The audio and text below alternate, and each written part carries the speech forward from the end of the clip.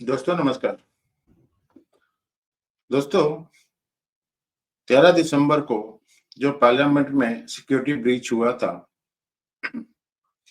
उसके बारे में मैंने एक वीडियो बनाया था और उसमें मैंने ये आशंका जाहिर की थी कि राहुल गांधी 13 दिसंबर को वियतनाम में चाइना के प्रेसिडेंट शी जिनपिंग के साथ में मिलने वाले थे, लेकिन वो नहीं गए। और मैंने ये भी उसमें कहा था कि राहुल गांधी का 0 आवर्स के टाइम में पार्लियामेंट में होना, जब मुश्किल से 100 सदस्य वहां पर थे, कुछ इंडिकेट करता है। राहुल गांधी नॉर्मली पार्लियामेंट का जब सेशन होता है उस समय विदेश यात्रा पे चले जाते हैं और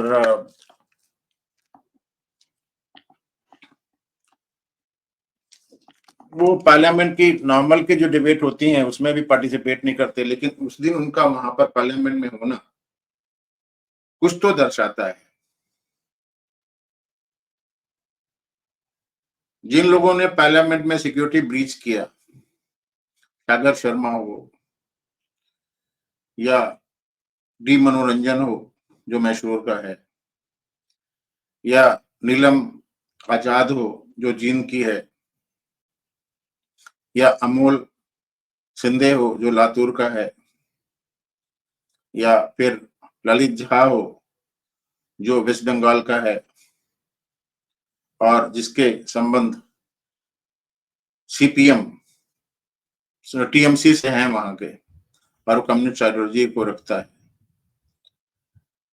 इन लोगों के अलावा जो भी उसके पीछे खड़े हैं, उनको डिफेंड करने के लिए आज राहुल गांधी जी ने एक वक्तव्य दिया है जो मैं आपको दिखाता हूं। मेरा जो उस दिन अंदेशा था वो शायद आज की डेट में आपको इस क्लिपिंग को देख करके पूरा हो जाएगा। देखिए क्या बोल रहे हैं राहुल गांधी साहब।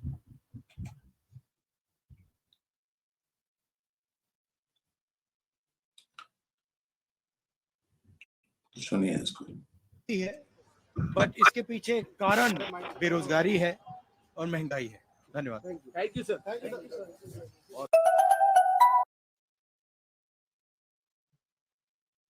देखिए क्या बोल करते हैं, फिर सो जाते हैं, फिर कहते हैं भैया अगले दिन उठ के कहते हैं सत्ता कैसे मिलेगी हैं। और आज हिंदुस्तान में भरे हुए हैं। अब उसमें मेरी देखिए क्या बोल रहा है। ब्रीच हुई है, हाँ, वो है, बट क्यों हुई? जो देश में सबसे बड़ा मुद्दा है बेरोजगारी का मुद्दा, जो पूरे देश में उबल रहा है, मोदी जी की पॉलिसीज के कारण हिंदुस्तान के युवाओं को रोजगार नहीं मिल रहा। तो ब्रीच जरूर हुई है, बट इसके पीछे कारण बेरोजगारी है और महंगाई है। धन्यवाद। Thank you sir. पार्लियामेंट सुरक्षा ब्रीच पर आपकी क्या? तो ये आपने देख लिया। अब मैं आपको कुछ चीजें और बताता हूं। ये जो नीलम आजाद जो जींद वाली है, जिसको पार्लियामेंट के बाहर वो जो फायर बम है, स्मोक बम है जिसको बोलते हैं, उसको छोड़ते हुए और फिर बाद में नारे लगाते हुए पकड़ा गया था। उसने पिछले हरियाणा के इलेक्शन में बीजेपी के खिलाफ वोट देने के लिए बोला था।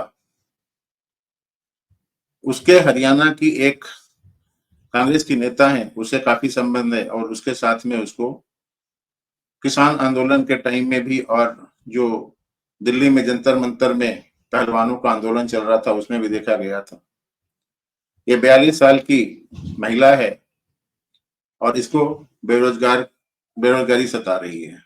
काफी पढ़ी लिखी हुई है। जब इसने बाकी डिग्री की होंगी और जिस समय इसकी उम्र रही होगी कंपटीशन को पास करने की, उस समय इसको नौकरी नहीं मिली और उस समय केंद्र में मनमोहन सिंह की सरकार थी। मनमोहन सिंह की सरकार 2004 में गई थी। आज ये 42 साल की है, यानी कि 9 साल पहले ये 33 साल की रही होगी। उस समय नॉर्मली जो कैंडिडेट होता है किसी भी रोजगार को पाने के लिए, सरकारी नौकरी को पाने के लिए, उसकी उम्र निकल रही होती है। तो इसकी नौकरी कब नहीं मिली? जिस समय कांग्रेस की सरकार थी। और आज ये 42 साल की होकर के और पार्लियामेंट के बाहर आंदोलन कर रही है कि बेरोजगारी फैली हुई है। एक्चुअली ये कांग्रेस की चमची है। इसी तरीके से अगर आप देखेंगे तो जो वो अमोल सिंधे लातूर का है, उसको बचाने के लिए एक वकील आशीष सरोदे सामने आए हैं। उन्होंने बोला है कि मैं अमोल सिंधे को बचाऊंगा। आशीष सरोदे जब भारत जोड़ो यात्रा कांग्रेस की चल रही थी, उस समय राहुल गांधी की साथ में दिखाई दिए थे, और आज वो अमोल सिंधे को बचाने के लिए बात कर रहे हैं। इसके अलावा आशीष सरोदे का तीस्ता सतलवाड़ के साथ में भी संबंध है। आप उसको मीडिया में जाकर के देख सकते हैं। रही बात जिसको कॉन्स्पिरेटर, मेन कॉन्स्पिरेटर बोलते हैं, ललित झा की, उसके आप लोगों ने मीडिया में फोटो देखे होंगे। वो टीएमसी के लीडर के साथ में फोटो में दिखाई देता है। इसके अलावा वो टीएमसी के कार्यालय में भी जाया करता है। तो जो मेरा हंच था वो यही है कि इस पूरे एपिसोड के पीछे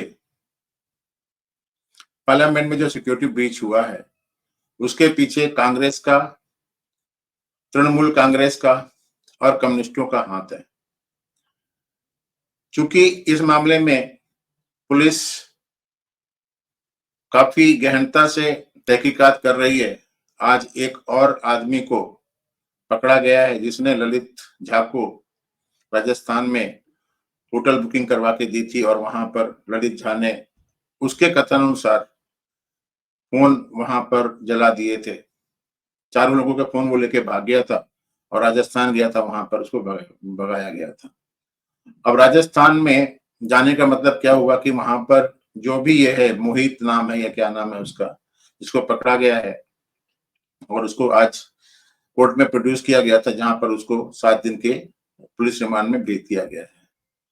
तो अगर इस पूरे एपिसोड का अच्छी तरीके से इन्वेस्टिगेशन किया जाएगा और तय तक पहुंचा जाएगा, तो इसमें समझ में आ जाएगा कि इन अपोजिशन पार्टीज को और कोई मुद्दा नहीं मिल रहा है, तो अपने मुद्दे को ये उठाने के लिए पार्लियामेंट में भी सिक्योरिटी ब्रीच करवा सकते हैं। मैं अभी भी इस दावे पर कायम हूं कि जो स्मोक बम है उसे पार्लियामेंट में ले जाने के टाइम में ये लोग शायद नहीं लेके गए, इसे कोई वीआईपी मेंबर ऑफ पार्लियामेंट या उनका स्टाफ लेके गया है और उनको वहां पर जाकर के पार्लियामेंट के अंदर दिया है। ये बात अलग है कि उनकी कैविटी जो उन्होंने बना के रखी थी उसमें छुपाने के लिए उन्होंने कैविटी बना के रखी होगी, लेकिन जब ये लोग अंदर घुसे होंगे और जब इनकी सिक्योरिटी चेक किया गया होगा, उस समय इनके पास में वो स्मोक बम नहीं रहा होगा। एक और बात है कि जो ये सागर शर्मा है, ये अमृतसर के एमपी के सीट के ऊपर कूदा है। ये भी क्या एक कोइंसिडेंस है कि वो अमृतसर के एमपी जो कांग्रेस के हैं उनके सीट के ऊपर कूदेगा? राहुल गांधी के आपने पोस्ट देखा होगा कि जब वो तमाशा वहां पर चल रहा था, जब वो धुआं छोड़ रहा था, ये कर रहा था, वो किनारे में खड़े हुए सहमे हुए से देख रहे थे कि भाई क्या हो रहा है। मुझे इस पूरी घटना के पीछे ना सिर्फ अपोजिशन पार्टीज का बल्कि विदेशी ताकतों का भी हाथ लगता है। देखते हैं क्या होता है।